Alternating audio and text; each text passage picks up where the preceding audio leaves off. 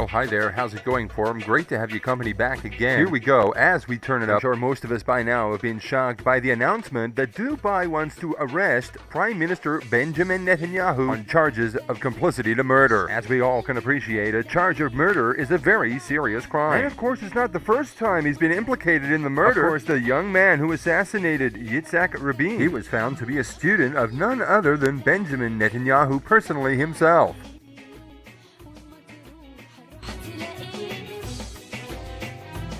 On the day of the assassination, Rabin was not well protected.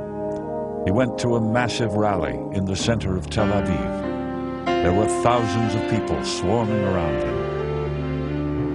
The important one was a 25-year-old right-wing extremist named Yigal Amir, who had studied Jewish texts for inspiration before deciding to assassinate Yitzhak Rabin at this peace rally, where Rabin had urged only a song of peace.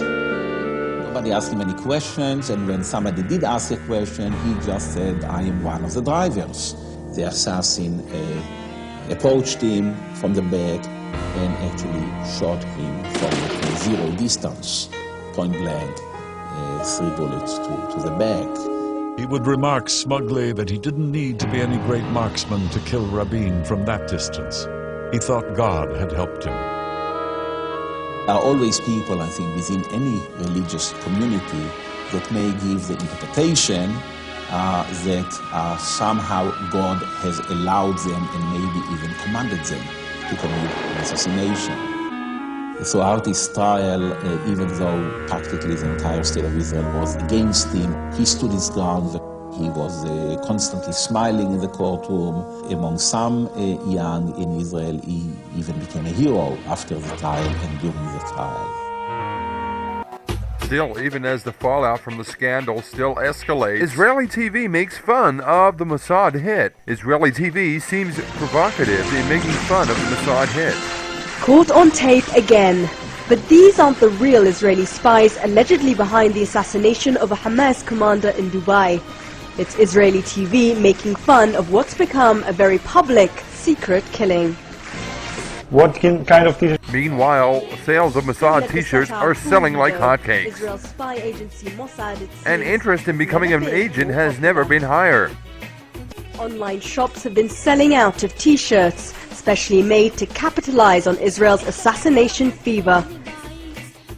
Well, what kind of guy is Benjamin Netanyahu anyway? As they call him, Bibi Netenyahu. What kind of guy is this exactly that we're dealing with here? Let's have a listen now in his own words, the words he likes to use the most. Let's have a listen, Benjamin in his own words.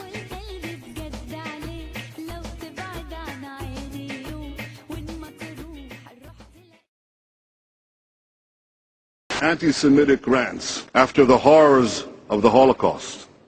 Senior Nazi officials, the Nazi government, Auschwitz-Birkenau concentration plans by Heinrich Himmler, Hitler's deputy, Auschwitz-Birkenau concentration camp, Auschwitz survivors, the Nazis of the Holocaust. The Nazis, Holocaust a lie. This Holocaust denier to the Holocaust. Of 6 million Jews over the Nazis. The terrorist regime of Iran, terrorists, back terror base, the Nazis, evil force. It's a terrorist terror.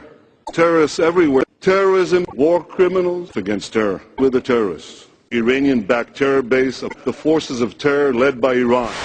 Terrorists spread terror. Terrorists fight terror, tyrannizes its people. Terrorists everywhere. And the radical and violent, odious exporters of terrorism and fanaticism, the terror proxies of war crimes. We do move on the larger chessboard of the nations. Of the greatest crime in history. Auschwitz, of Nazi Germany. Comparisons with Hitler, well, agony and suffering. The Holocaust survivors, whom the Nazis, and the greatest crime committed against humanity. Response, I think, to the Holocaust, an enduring, lingering response to the Holocaust and to the wars of Israel and to our natural impetus to ensure that the Jewish people survive beyond the personal calculation and consideration that every family makes. We lost a third of our people to murderous violence.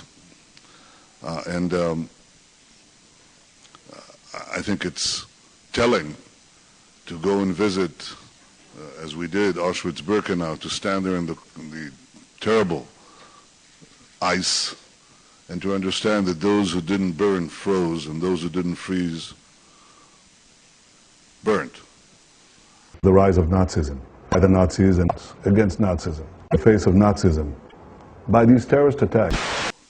And we have to recognize what it is that we need to succeed and to assure the Jewish future.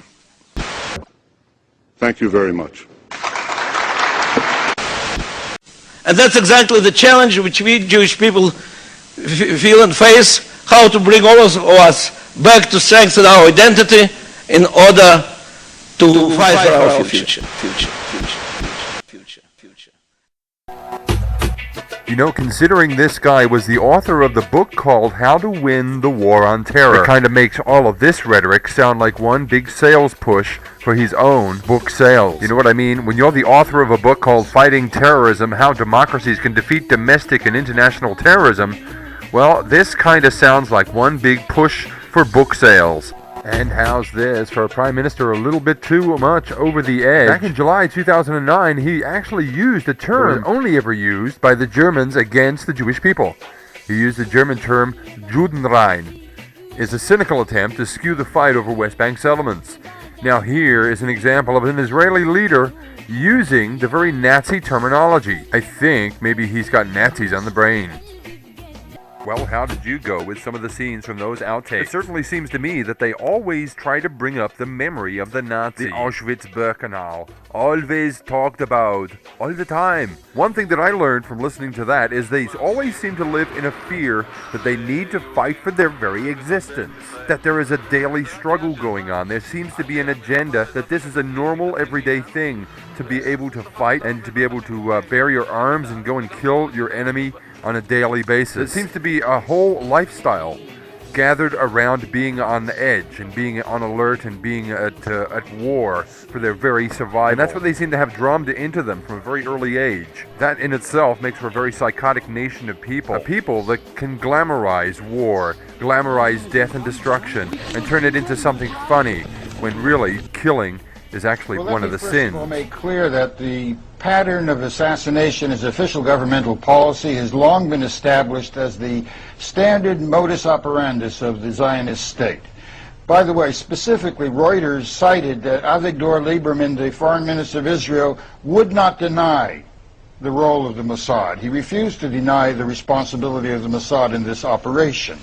And it should be clear that the operation that we see here is following a pattern that has long been established, as I mentioned. The Mossad carried out assassinations of this kind in Jordan, in Norway, in Denmark.